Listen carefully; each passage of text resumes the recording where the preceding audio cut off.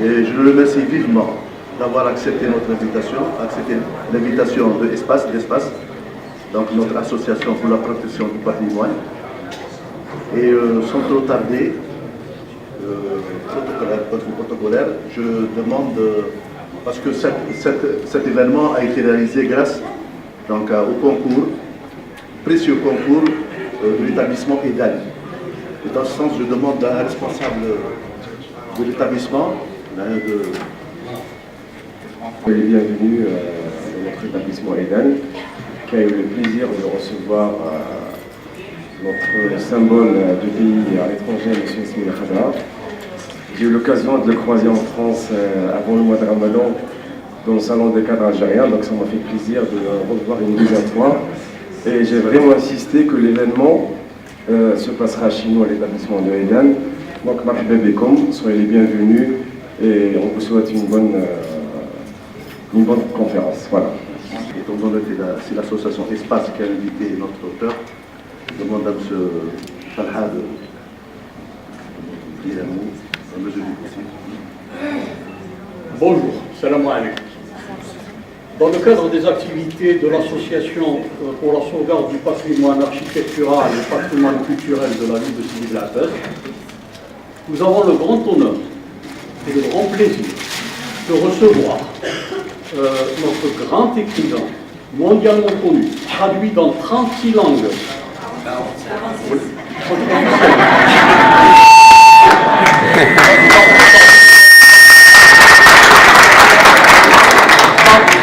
Parmi nous, vous m'excusez, c'est ce que j'ai lu sur la page Google de notre ami. Hein. Je ne suis pas spécialiste en la matière. De toutes les façons, c'est un très grand honneur de le recevoir publiquement, parce qu'il est déjà venu il y a 2 ans à l'université, mais c'était dans un cadre universitaire restreint. Aujourd'hui, c'est ouvert au grand public, à nos amis bélabésiens. Il y a parmi nous des gens qui sont venus de Rolizane, ici, dans la salle. Des gens qui sont venus de Mascara. Des gens de Béchar. Donc, monsieur Yasmina Khadra est une icône nationale dans le désert culturel que nous connaissons malheureusement en Algérie. C'est une éclaircie dans le ciel aujourd'hui. Et par la même occasion,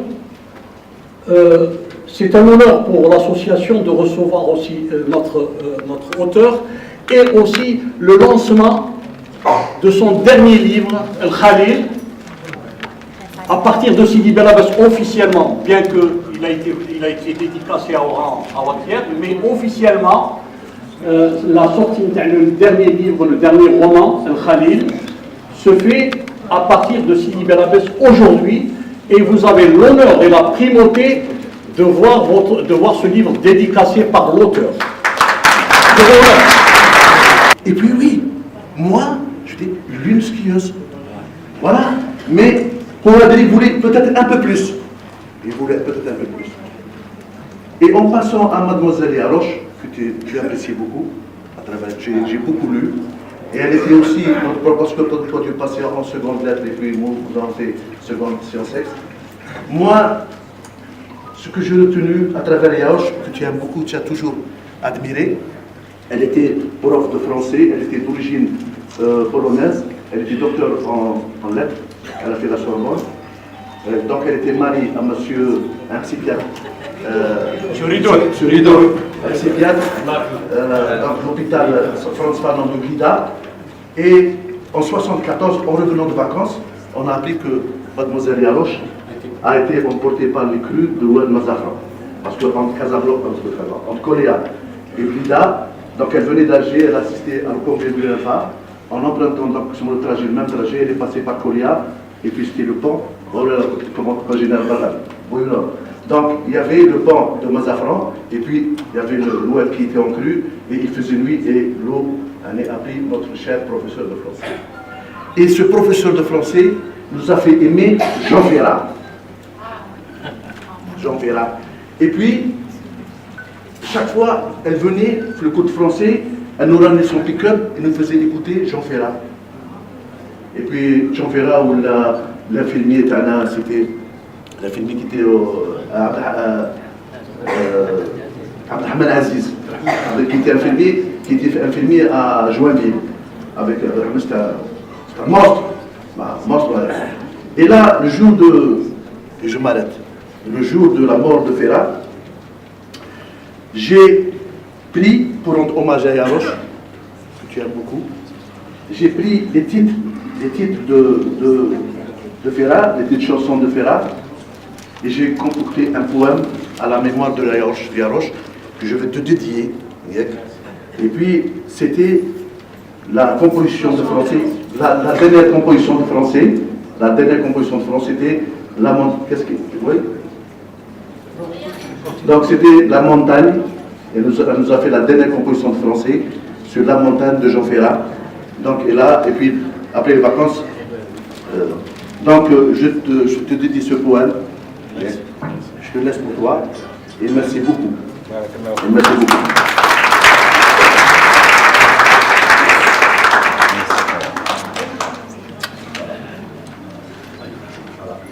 Donc, je laisse la parole à notre amie Yasmina Khadra. Assalamu alaikum, bonjour, Dobry din. En tout cas, Lyon, je suis très content. Très content. J'avais envie, pour une fois dans ma vie, de faire le lancement de mon livre à partir d'une ville algérienne. Et j'ai choisi Bel Abbès parce que j'ai de très beaux souvenirs à Bel Abbès.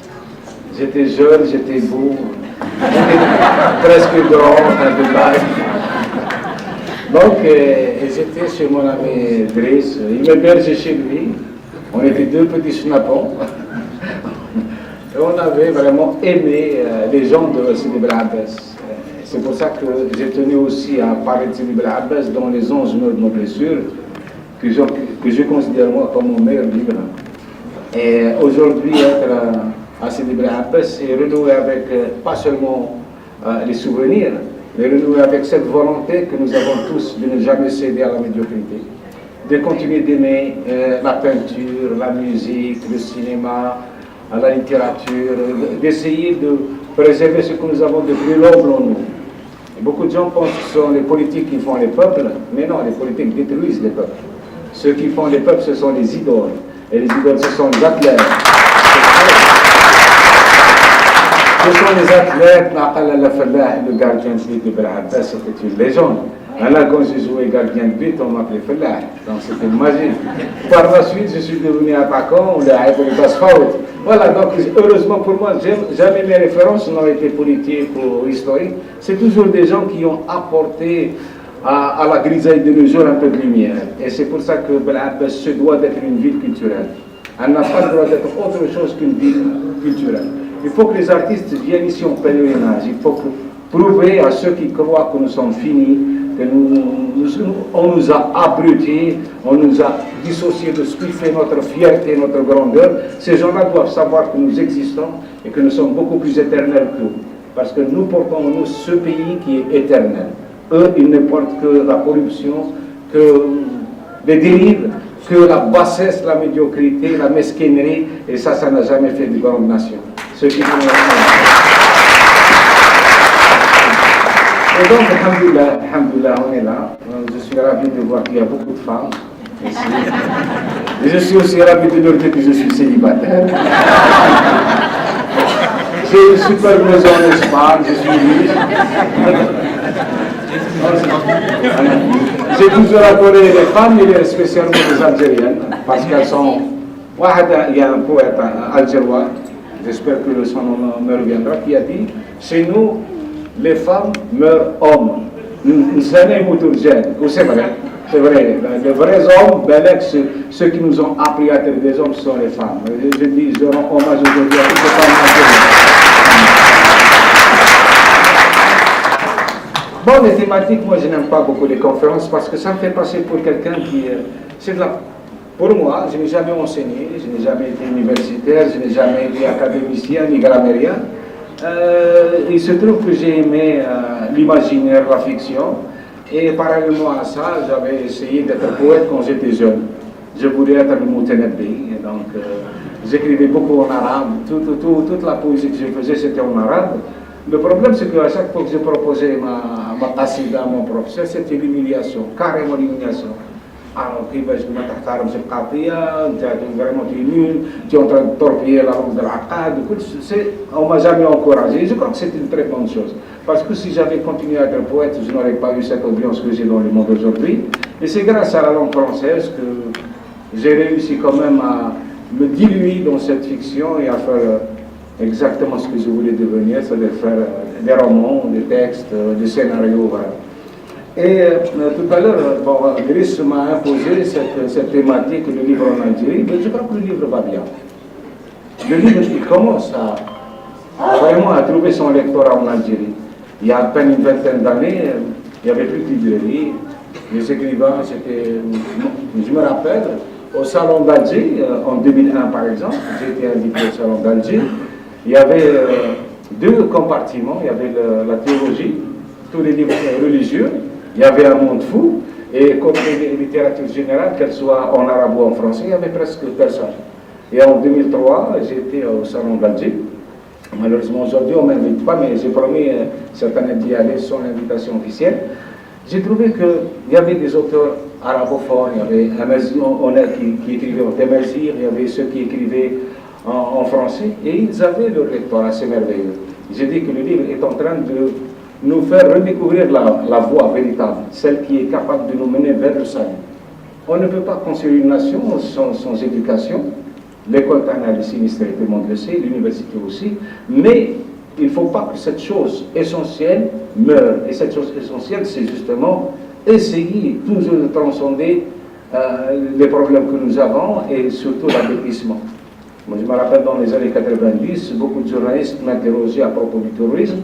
Je leur disais, le terrorisme c'est un nuage, un jour il va passer.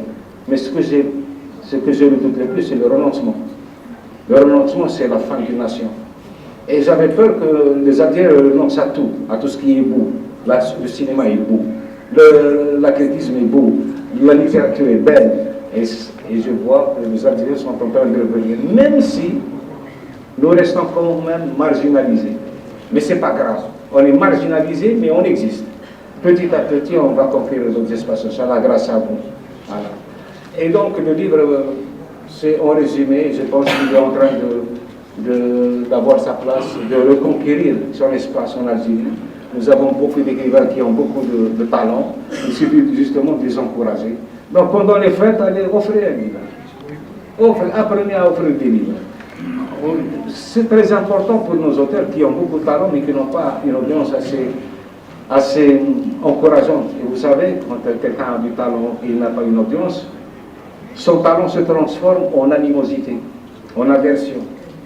Et ça devient une frustration. Et cette frustration crée en lui une sorte d'hostilité.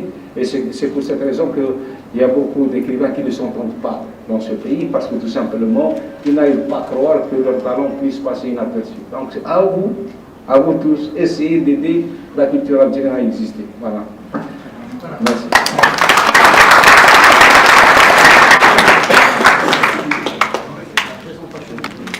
Oui, d'accord. Aujourd'hui, je déclare officiellement que Khalil est lancé en Algérie. Depuis quelques années, j'ai décidé d'avoir tous les droits de mes livres,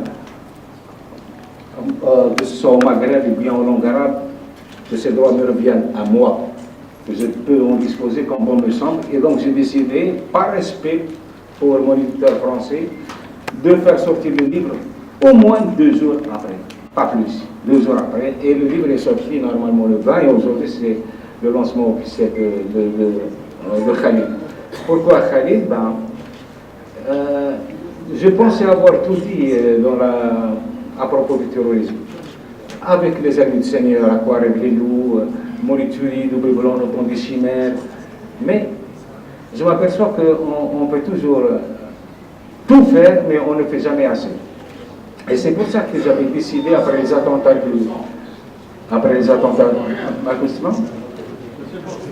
c'est bon. Le son.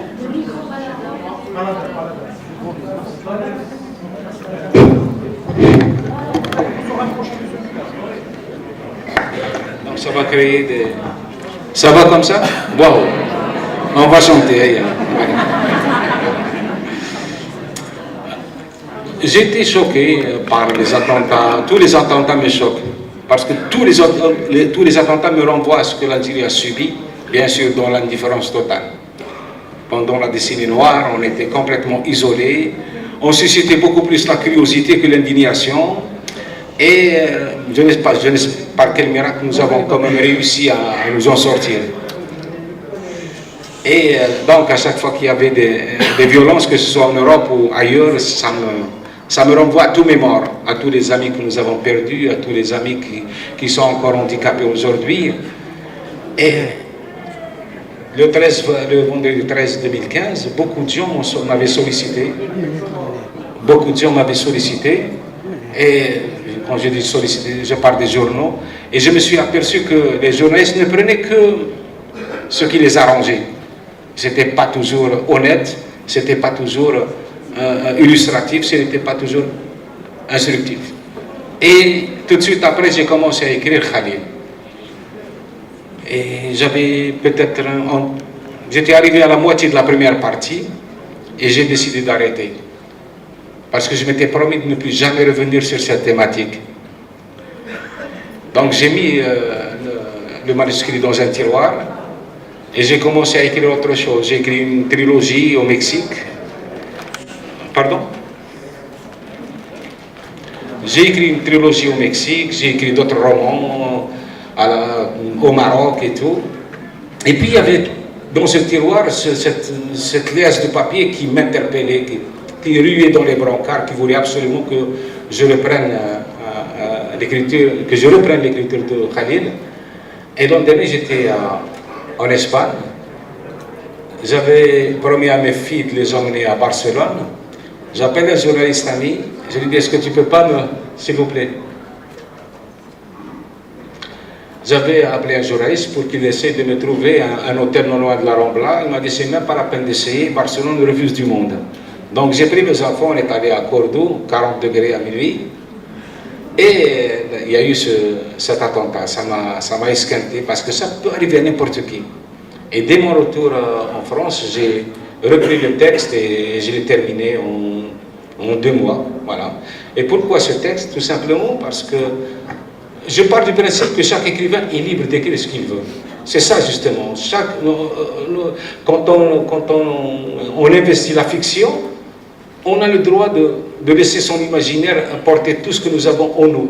Donc, mais malheureusement, il y a des choses très sérieuses, parmi lesquelles justement la violence. Et quand on voit, je voyage beaucoup, quand on voit de quelle manière nous sommes perçus par les Occidentaux, par certains Occidentaux, de quelle manière nous sommes diabolisés par certains extrémismes, de quelle manière on est considéré comme potentiellement dangereux, ça me chagrinait beaucoup. Il fallait réagir, donc c'est pour ça que j'ai écrit Khalil, qui est tout simplement une manière de mettre le lecteur en situation. De mettre le lecteur en situation. Et j'essaie de contribuer à quelque chose d'utile, faire œuvre utile. Aujourd'hui, beaucoup d'écrivains ont écrit sur le terrorisme, mais ils sont restés à la périphérie des choses, ils sont restés peut-être du côté de la stigmatisation, et je trouvais que ça les faisait confier les choses. Je me rappelle par les gens qui me connaissaient, parce qu'il y avait l'adaptation de l'attentat en allemand, à Munich, l'accueil était fantastique, mais dans la rue, les gens qui ne vous connaissent pas, il y avait une espèce de déni de l'autre, une espèce de néantisation de l'autre. On était presque des choses à abolir tout de suite. Donc j'espère que ce livre puisse aider les gens à recouvrer une part de leur humanité, à redevenir des êtres lucides. Il y a cette psychose a complètement détruit les repères qui nous permettaient de vivre ensemble. Et moi, j'essaie de faire œuvre utile parce que ça ne sert à rien de diaboliser l'autre. Souvent, celui qui diabolise est le diable en personne. Voilà.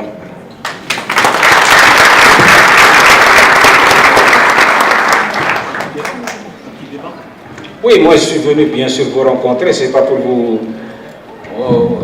pour une conférence, mais pour vous écouter aussi. Si vous avez des questions à poser, À part bien sûr, si je suis célibataire, vous savez déjà.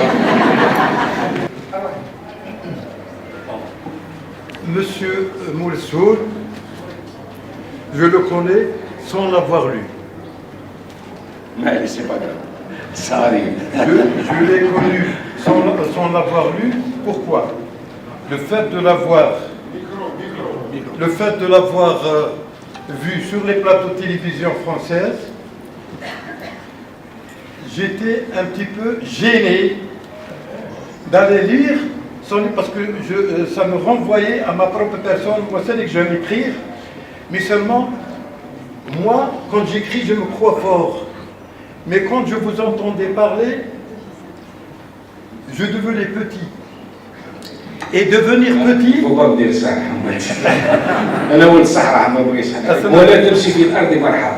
C'est mon principe. Alors, moi, quand j'écris, j'aime éblouir par mes mots. Mais quand je vous voyais uniquement expliquer sur les plateaux les thèmes de vos romans, ça m'éblouissait. Et ça me gênait d'aller contempler vos livres. Maintenant, on m'a offert ce livre, sachant que je lis. On me l'a offert, c'est Jamil me l'a offert, je le remercie. Je voudrais savoir, chacun a ses petites ambitions à lui, je voudrais savoir comment vous avez fait pour arriver à ce niveau d'écriture. C'est très simple. Quand je termine le manuscrit, je vais voir le marabout. Il va faire des incantations.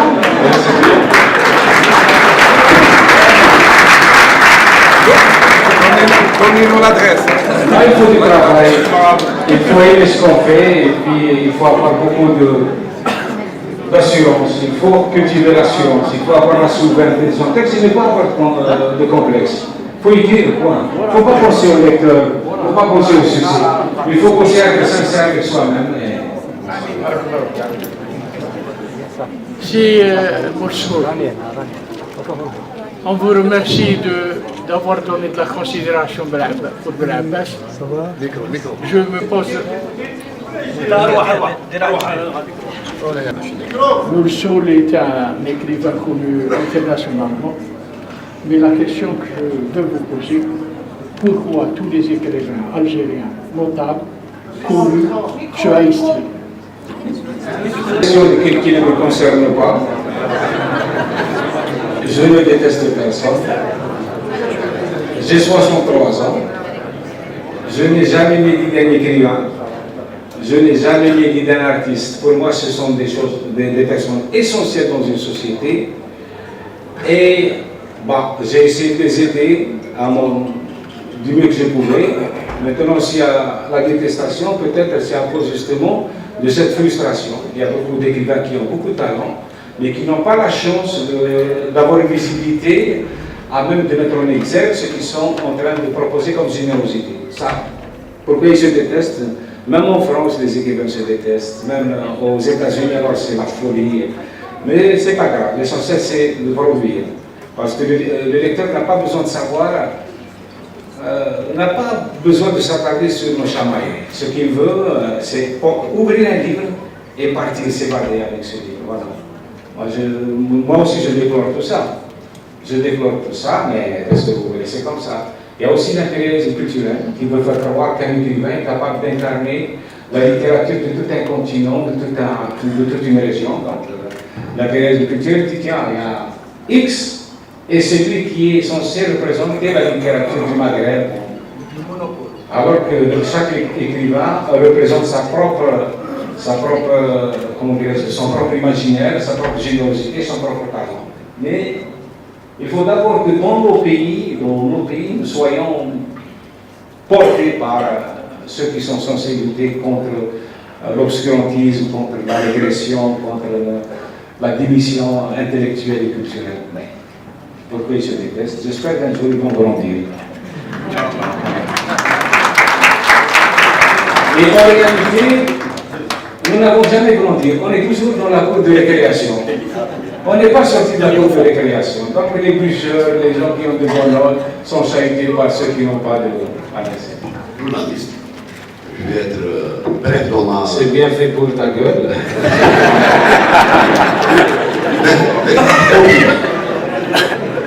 Bon, je n'ai pas encore lu le roman, mais j'ai lu quelques extraits à travers la presse. Et ce que j'ai lu, c'est que, bon, l'écrivain que vous êtes, vous avez tenté comment dirais-je, c'est-à-dire d'être dans l'esprit du kamikaze. Bon, qu'est-ce que vous avez ressenti en étant dans l'esprit du kamikaze? Et est-ce que vous avez découvert que le côté diabolique du kamikaze, il n'y a pas un autre côté, disons, humanitaire? Et est-ce que vous n'avez pas découvert que quelque part, quelles sont les motivations de ce kamikaze pour arriver à cet acte fatal? Merci. Jamais vraiment sauver les choses. Il faut aller dans l'action, il faut aller dans le concret. Et ce livre, il s'inscrit dans le concret. C'est proposer une autre vision, une autre approche du phénomène terroriste. Ça nous a fait très plaisir de vous voir parmi nous. Ma première question, si vous voulez curiosité, pourquoi tous vos romans s'appellent Yasmina Khadra et pas Mohamed Boussoud?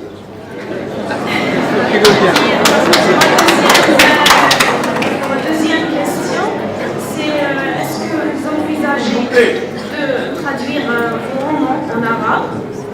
Et est-ce que vous envisagez de rejoindre votre pays natal? Merci. Vous m'avez trahi, donc je suis obligé de répondre. Donc je ne suis plus célibataire, je suis quelqu'un de marié.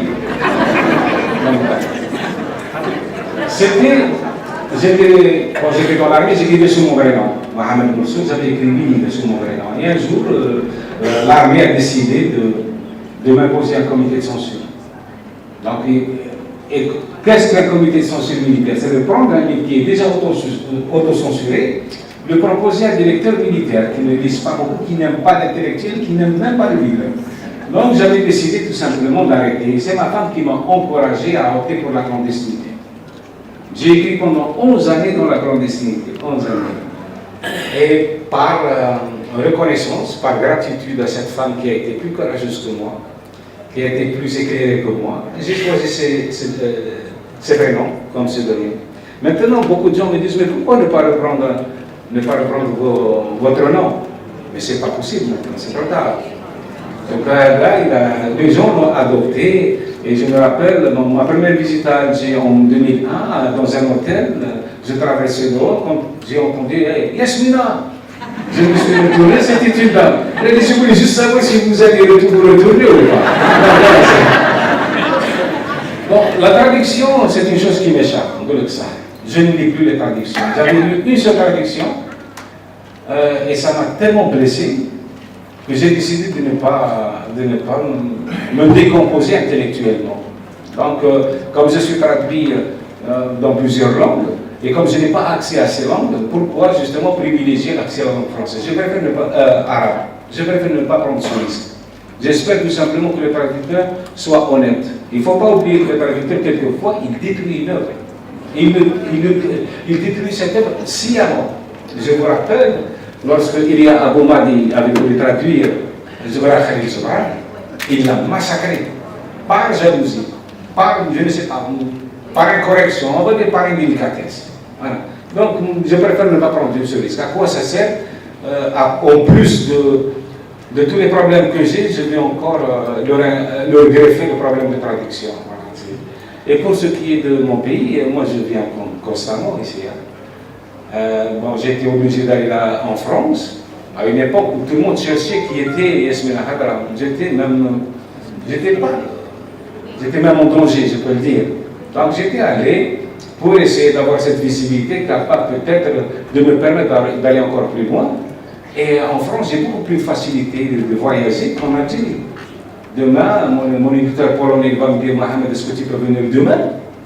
Je saute dans un avion, je suis à Varsovie. Mais ici, il faut passer par toutes sortes de tracasseries. Vous savez ce que c'est que le visa, même si on a quelques privilèges, quelques avantages, mais c'est toujours assez décourageant de passer par des... Moi, j'ai une phobie extrême pour l'administration. Je n'aime pas aller là où on exige des formulaires. Voilà, donc, mais je compte revenir, ça va dans 2-3 ans, je rentre définitivement en Algérie. J'attendais juste que ma fille aille terminer ses études, elle va à l'université. Je vais l'accompagner pendant 2 ou 3 ans et puis je reviens ici, on va faire la fête. De l'université algérienne.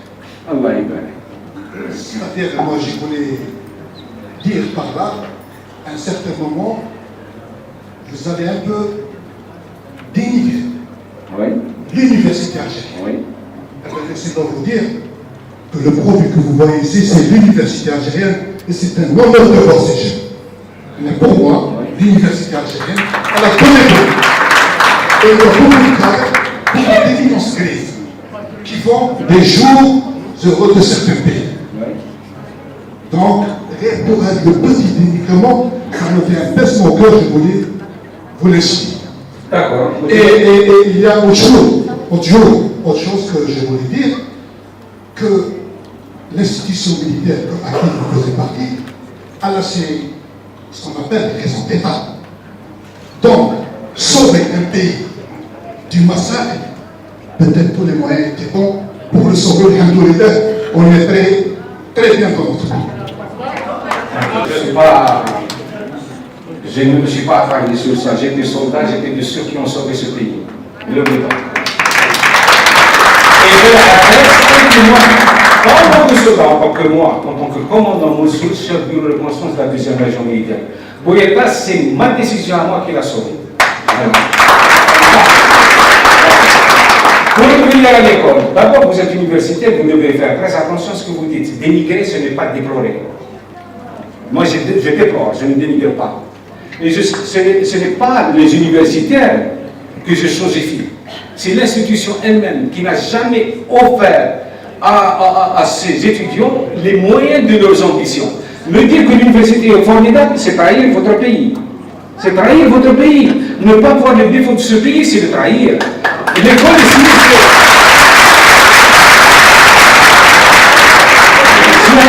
L'école est sinistrée. واحد يدخل cours préparatoire, le soir il a des cours de rattrapage. Cours préparatoire, quand même, il ne faut pas exagérer. Je trouve des étudiants qui empêchent des recteurs de faire leur travail, qui verrouillent les universités. Ne me dites pas que ça va. Ah, je suis algérien. Je suis algérien, je veux que ce pays devienne ce qu'il devrait être. L'Algérie, si elle pouvait être vraiment bien agencée, bien régie, dans 15 ans, ce sera une puissance économique, sociale et culturelle de la Méditerranée. Voilà. Monsieur Sinafra, j'ai beaucoup aimé l'équation africaine. Moi aussi. Je vous remercie pour le côté, votre amour pour le continent africain. Merci. Et j'aimerais que vous me parliez juste 5 minutes. Pourquoi vous avez choisi un thème vraiment qui est... votre roman il est très captivant. Ma deuxième question, est-ce que vous êtes traduit en Moyen-Orient arabe? Permettre à mes lecteurs de voyager avec moi. Donc, j'ai écrit sur l'Afghanistan, sur le Liban, sur la Palestine, le Mexique, Cuba. Même il y a un livre qui se passe aux États-Unis, mais c'est écrit sous un autre pseudonyme. Donc, j'aime. L'Afrique, c'est. Peut-être que l'avenir de l'humanité, c'est l'Afrique. Je suis absolument certain que. Enfin, absolument. J'ai cette prédisposition de croire que l'Afrique sera l'avenir de l'humanité. Regardez ce qui se passe en Europe ou en Asie. C'est déjà la pollution, elle a tout détruit. L'environnement n'existe plus. Et comme l'homme est né en Afrique, je pense que comme le saumon, il sera, après avoir été étourdi par les profondeurs océans, il va revenir dans sa source. Enfin, juste. Hein? Pour mourir, le saumon. Oui, on va tous mourir. On va tous mourir de toutes les façons. Mais nous mourrons en Afrique. Il revient à sa source. Oui, oui. Non, pas pour mourir. Pour se reproduire. Je n'ai pas un grand lecteur en Moyen-Orient. Ils ne me connaissent pas. Ils ne savent pas qui je suis. Donc, je vais peut-être vous étonner. J'ai mon électorat à Singapour est supérieur à mon électorat en Libye, en Égypte, au Soudan et dans tous les Moyen-Orient. Alors, bonsoir. Oui, je suis là. Donc au début, moi j'ai pas encore lu le livre, Au début, je croyais que Khalil se rapporte avec Khalil Shakir ou Khalil Gibran ou Khalil... alors, ce sont des gens qui ne méritent pas de figurer dans le livre. Ma question n'est pas là. La question, vous étiez, monsieur... vous étiez à la tête, à un certain moment, à la tête du CF français. Centre culturel français. Centre culturel algérien. Donc, vous avez, je ne sais pas si vous avez démissionné, vous êtes démis de tes fonctions, et est-ce que vous n'avez pas regretté d'avoir occupé ce poste? J'ai fait 8 ans de guerre quand j'étais ministre. Et ils sont là les témoins. Pendant 8 années de guerre, je n'ai jamais eu un seul moment de répit. Et pendant ces 8 années de guerre, j'ai vu des gens qui étaient plus courageux que moi, plus braves que moi, plus grands que moi, plus honnêtes que moi mourir. Et je connais leurs veuves et leurs orphelins. Alors quand on sort indemne d'une guerre, on culpabilise. Et comment ça se fait? Qu'est-ce que j'ai de plus que les autres? Pourquoi? On est tombé dans la même embuscade. Moi je me suis levé et eux pas. Donc je me posais la question de savoir comment je méritais de leur survivre. Eux qui ont été plus braves que moi, plus courageux que moi, c'était d'être au service de mon pays. D'accord? Quand j'ai accepté le centre culturel algérien à Paris, c'est une mission sacrificielle. Et je vais vous raconter dans quelles circonstances j'ai accepté ce centre culturel. C'était en 2007 au Salon d'Alger. Le président de la République a voulu inaugurer le salon avec Vergès et moi. J'ai éteint mon téléphone. Le soir, ils sont venus me chercher pour me molester. La loi, vous êtes invité à Al-Moradia, je suis allé. C'est là où le président m'a proposé de diriger le centre culturel. Il me l'a proposé à la télévision directe devant tout le monde. J'ai dit, je vais réfléchir. Par respect. À l'époque, j'étais très demandé dans le monde. J'étais partout. Je n'avais pas un moment à moi. Donc je vais réfléchir. Comment oses-tu dire au président de la République, je vais réfléchir? Ce qu'il t'a dit, c'est presque, ce n'est pas un ordre, mais c'est une sollicitation absolue. Tu n'as pas le droit de... J'ai réfléchi, je dis pourquoi pas finalement? Si je peux servir un peu cette culture, lui donner un peu de moi-même. À l'époque, j'avais 7 millions de lecteurs dans le monde. Est-ce que vous pensez que quelqu'un qui a 7 millions de lecteurs dans le monde, il a besoin d'aller s'enfermer de 9h quelquefois jusqu'à minuit dans un bureau? Non. J'ai essayé de servir mon pays. Et dans ce pays qu'on appelle l'Algérie, qui a tellement souffert, qui a donné tellement de morts, tellement de martyrs, tellement de misère morale, intellectuelle, affective. Eh bien, dans ce pays, quand on veut servir son pays, on devient suspect. Oh, c'est pas possible. Moi, j'ai voulu servir. Je savais que beaucoup de détracteurs allaient m'attaquer, mais j'avais le choix entre choisir mes convictions à moi ou bien les dérives de mes détracteurs. J'ai servi. Et pour le Cotoben, quand j'ai tout le centre culturel, on est filmé.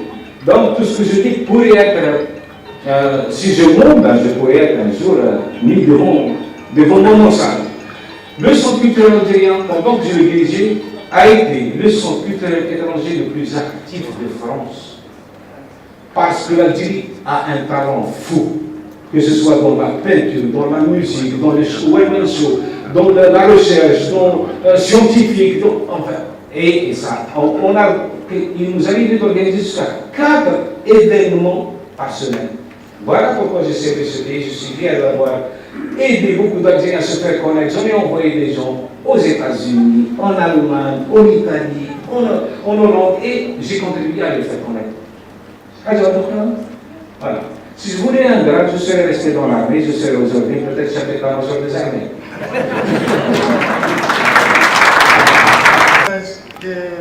D'assister à une de vos conférences, c'était un rêve.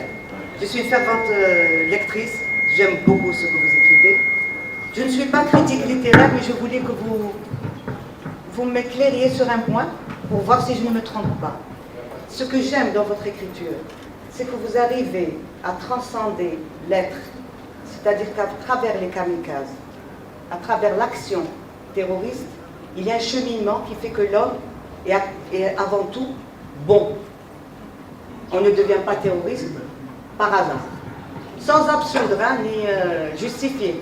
Vous arrivez à avoir cette élégance d'écriture pour nous faire comprendre qu'on n'est pas mauvais, on le devient.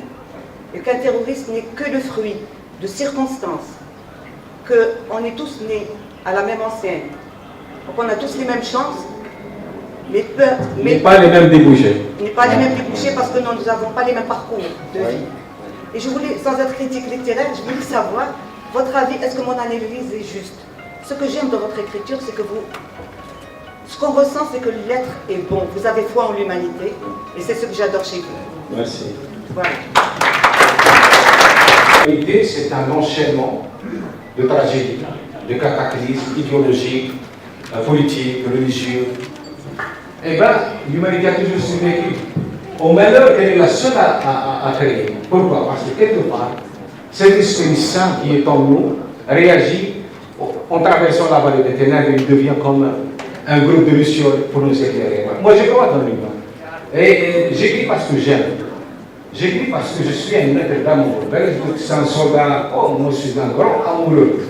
J'aime toutes les femmes ici, j'aime tous les hommes ici, tous les enfants. C'est ça qui me donne cette force d'aller interroger en profondeur l'âme humaine et en revenir éclairé. Voilà. Je crois dans l'humain. Il faut croire dans l'humain. C'est juste un petit clin d'œil. On a eu l'occasion d'avoir une conversation. Parce qu'on a été mariés dans un Mais comment ai-je fait pour répudier une aussi jolie femme? C'est pas possible. On vous souhaite la bienvenue parmi nous. Nous sommes très fiers, vraiment très contents que vous avez accepté l'invitation de venir à Sidi Bel Abbès. Moi, je voudrais vous poser une toute petite question. 07 77. Avec quoi vous carburez? Quel est votre carburant pour écrire tout ce que vous avez écrit? Dites-nous que c'est votre femme. Dites-nous que c'est votre femme. Écoutez, elle a une très grande part dans tout ce que je fais. Elle m'a toujours encouragé, elle m'a toujours soutenu. Et quand je suis arrivé en France en 2001, les gens ont découvert que derrière Yasmina Khadra, il y avait un militaire. Donc je suis passé par des moments extrêmement difficiles. D'ailleurs, ça continue jusqu'au jour d'aujourd'hui. Hein. Le rejet, l'ancien militaire, il ne peut pas écrire, c'est pas possible. C'est pas lui qui écrit, c'est un plagiaire, c'est un antisémite. Ils m'ont collé toutes les étiquettes. Mais cette femme, elle m'a dit une chose qui m'a beaucoup blessé, alors qu'elle a toujours été à mes côtés. Elle m'a dit, voilà, il faut qu'on entre en Algérie, parce que ça finit, quand les médias décident de détruire quelqu'un, ils peuvent le détruire. Ils ont détruit des chefs d'État, ils ne peuvent pas ne pas rater un être aussi frêle que moi, un écrivain complètement isolé. Et elle a ajouté, quand elle a vu que vraiment j'étais très mal barré, elle m'a dit, avant quand tu partais, quand je te voyais partir en mission, j'avais peur. Et au fond de moi-même, j'avais le sentiment que tu pouvais me revenir. Mais aujourd'hui, ce sont des salonnards qui t'ont désarçonné, des gens de salon. C'est pas possible. À ses yeux, peut-être, avais-je été un héros. Et elle m'a dit, je n'ai plus confiance en toi. Oui, c'était terrible. Je lui ai dit, écoute, pour toi, je vais conquérir le monde malgré eux. Wow. Et je conquéris le monde. À l'époque, j'étais traduit dans 12 pays. Aujourd'hui, je suis traduit dans plus de 50 pays officiellement. Officiellement. Non, c'est pas combien. Étant donné que vous avez une histoire avec Sidi Bel Abbès, est-ce qu'un jour vous pouvez nous promettre d'écrire une histoire à partir de Sidi Bel Abbès? Mais c'est déjà fait. Les anges meurent de nos blessures. C'est mon roman préféré. On correspondait par mail. Tout écrivain regarde ses œuvres comme un père où une maman regarde ses enfants. Souvent, les parents ont de préférence pour l'aîné. Mais au fur et à mesure que les enfants naissent, il y a des préférences peut-être pour certains au détriment d'autres. Ma petite question, c'est que vous avez écrit plus de 20 ouvrages. J'ai lu 5 ou 6, mais je voudrais bien connaître les livres, les ouvrages qui vous ont touché profondément et que vous avez aimé plus que les autres. Merci. De chevet, si vous en avez un, bien sûr. Mon livre de chevet, ce sont mes livres. Malek Haddad. J'adore Malek Haddad. Et bien sûr, tous les autres, je les aime. C'est parce que j'aime les auteurs algériens que je suis devenu ce que je suis. Et je disais toujours à nos écrivains, apprenez à aimer. Si vous êtes dans la détestation, vous êtes dans la frustration, et la frustration est l'amputation de toutes les énergies créatives. Donc aimez, et vous allez voir. C'est par l'amour que l'on accède au nirvana, pas par la haine. On vous remercie d'être parmi nous. Ouais, c'est bien. Vous avez honoré Belabès et les Bélabésiens. Et dans ce désert, comme vous l'avez décrit, ça a été un petit rayon de soleil qui traverse le désert, quoique le soleil n'est jamais absent. C'est lui qui a dit désert, hein? J'ai pas dit désert. Désert culturel. Oui. Non. Et aussi atmosphérique, parce qu'il est très chaud dans le... Alors, ce qui fait la beauté de vos ouvrages, c'est ce subtil mélange entre la réalité et la fiction. Et ce que j'aimerais savoir, une toute petite question, pour la dernière nuit du journaliste, quelle a été la part de la réalité et la part de la fiction? Voilà, on vous remercie. Nous l'avons connu, nous l'avons suivi, nous l'avons entendu. À une époque, nous l'avons adoré. Quand il avait 27 ans, quand il a réussi à renverser un roi feignant, il est venu avec toutes les bonnes volontés du monde. Il voulait vraiment participer à l'émancipation de nos nations. Donc, on l'a beaucoup aimé. D'accord? Et par la suite, vous savez, le pouvoir, c'est une possession. Donc, on a le pouvoir en soi, on est possédé. On perd de vue les véritables repères capables de nous canaliser. Donc, on devient un monstre dans un monstre. Et c'est comme ça qu'il a, petit à petit, il a basculé dans la mégalomanie. Pourquoi? Parce que son peuple l'a trompé. Son peuple lui disait, tu es la lumière du jour, tu es le plus beau. Oui, mais quand on croit aux flatteries, on finit fou. Tous les gens qui ont cru aux flatteries ont fini fous. Et les tyrans, les mégalos, il ne faut jamais céder à c'est une philosophie, c'est un mode de vie, c'est un guide extraordinaire. Sois ce que tu es. Quel que soit, même si tu as le plus grand don, il ne t'appartient pas ce don. C'est la nature, Dieu qui te l'a donné pour le porter aux autres. Tu n'es plus passerelle, c'est tout. Donc il faut être digne tout simplement de ce don. Et Kadhafi, il n'a pas été digne de cette chance que lui offrait l'histoire. Il a fait de son peuple une espèce de cheptel, ébahi. Il était tout fier, alors qu'il ne produisait rien, mais il était très fier. Et finalement, on a vu. Comment l'histoire, elle repose. Quand j'étais en Russie, au début des années 80, on avait des Libyens, un groupe d'officiers libyens qui étaient dans la même académie que nous. Et on prétendait être des révolutionnaires, donc on fusionnait en tant que pseudo-révolutionnaires. Et ces gens-là nous parlaient beaucoup de Kadhafi, tout le temps, tout le temps. C'est comme si même à Moscou, ils étaient suivis par je ne sais qui, par les du bien de cet homme. Et les anecdotes qu'il m'avait racontées, moi je les ai reprises dans le texte. Par exemple, cette histoire de mariage. Quand il est allé demander la main de cette fille qui lui a été refusée, ce n'est pas la vérité que j'ai écrite dans mon texte. Parce que j'ai imaginé ce refus et, le connaissant le personnage, quelle aurait été sa réaction face à un tel rejet. Mais L'histoire est vraie, il est allé demander une fille, la main d'une fille, elle lui a été refusée, et ça l'a beaucoup, beaucoup touché. Il y a des anecdotes à laquelle j'ai ajouté un peu de chair pour essayer de donner à mon roman une espèce de, comment dirais-je, de consistance. Ouais. J'aimerais savoir quel est votre avis sur les binationaux, comme moi. Je me considère 100% algérienne et 100% française, et du coup, on est toujours au milieu, donc j'aimerais d'abord avoir votre avis sur ça. Et ensuite, votre avis et les conseils que vous pourriez nous donner vis-à-vis du terrorisme, justement. Parce que c'est nous les premières victimes, je pense que vous le voyez, de toute façon en France, c'est nous les premières victimes de ça. Donc voilà. Et sinon, j'aime beaucoup vos ouvrages et je vous remercie pour tout ce que vous faites. Merci. National, aimez. Vous êtes française? Voilà, aimez la France et aimez l'Algérie, soyez honnête avec les deux. C'est votre meilleure façon d'être. Très bien. Pardon. Bien sûr, on est ravis de vous accueillir chez nous. Ma question, je pense qu'elle est toute simple. Est-ce que vous pouvez nous donner des indications sur la symbolique véhiculée par la page de couverture cette saison? C'est ce qu'on a savoir. C'est son nom, c'est quelque chose de très mignon, de très apprécié et tout. C'est vraiment, c'est un petit bijou vivant. Et où est-ce qu'elle est? Elle est, l'endoctrinement, elle est quelque part dans une sorte de camp de, voilà, c'est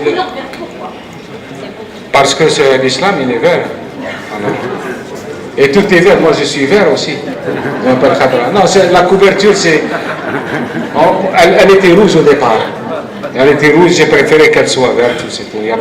La seule symbolique, c'est comment un être peut-être qui est venu avec les meilleures intentions du monde pourrait être l'otage des malveillances et des hommes délicatement meurtriers. Parce qu'il y a beaucoup de vertus qui sont mortifères. Et ça fait partie de ça. Voilà. Bon, les plateaux impeccables, les livres impeccables. لخاطر انا نقدم روحي الاولى باش هكا نتفاهموا. دكتور ناجي فيترينار اسوسياسيون دي كاد يونيفرسيتير حبس لي كاد يونيفرسيتير كي لقيت لي كاد اي لي كاد ما كانش لي فوتو عاود وليت تاع لونفيرونمون تاع البروبليم تاع اسباس كذا. درك انا جاي خدمت في التيروريست ثاني في الرمكه وين ذبحوا لي 1200 داكور كوم ميدسان تاع العياده. دونك انا حاجه اللي نبغيها في ان اوتور اللي راني نشوف انا اورغانيزي لي كافي ليتير بصح نشوف هنا عن طريقك راهم لي جون اكثر من لي فيو. انا كي يجوني لي فيو صافدير ولي فام راهم اون بليس. ماذا بيا في ليكريتور لو كوتي بوزيتيف بور ايفاكوي الميساج فيكول الميساج بوزيتيف سي ميو بور لا جوناس باش تخرج من هذيك الدوامه تاع يسموها. دو اسكو في لي ليفر تاعك tu penses de faire un film لخاطر لو فيلم les étrangers ils pensent من livre يولي un film. est-ce que tu penses pour faire un film pour l'Algérie ou privilégier la langue simple pour que mon livre soit accessible à tout le monde. Il se trouve quelquefois que j'investis des univers un peu complexes et donc je suis obligé d'essayer d'être à la hauteur de ces univers. Aujourd'hui, le cinéma, il y a 3 films, 3 de moi qui ont été adaptés au cinéma. C'est Mauritanie, Ce que le jeu doit ramener, l'attentat. Cette année sortira les Hirondelles de Kaboul en un film d'animation. Et j'ai aussi écrit 2 films qui s'appellent Enemy Way et La Route d'Istanbul pour Rachid Boucher. Voilà. Merci beaucoup, Barakallah.